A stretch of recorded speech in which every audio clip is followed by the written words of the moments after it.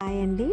రాజస్థాన్లోని జైసల్మేర్ జిల్లాలో పాకిస్తాన్ సరిహద్దు సమీపాన తనోట్ మాతా దేవాలయం ఉంది.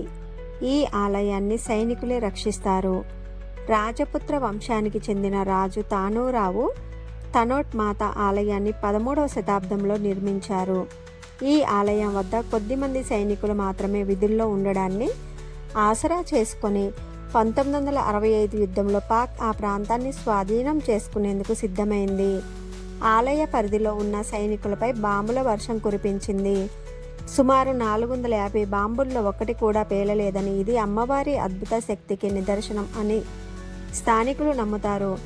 అక్కడ మ్యూజియం ఏర్పాటు చేసి పేలని బాంబులను అందులో ఉంచి సందర్శకులు వీక్షించేందుకు అవకాశం కల్పించారు. 1965 యుద్ధ సమయంలో అమ్మవారి మహిమలు వెలుగులోకి రావడం వల్ల అప్పటి నుంచి తనోట్ మాత ఆలయాన్ని వేలాది మంది భక్తులు భక్తి శ్రద్ధలతో సందర్శిస్తున్నారు. ఈ అమ్మవారి ఆలయం భద్రతా దళ BSF నిర్వహణలోకి వెళ్ళింది.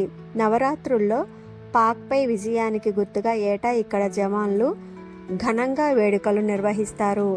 కంటెంట్ నచ్చితే మన ఛానల్ సబ్స్క్రైబ్ చేసుకొని వీడియోస్ అన్నీ లైక్ చేయండి. శ్రీ మాత్రే నమః.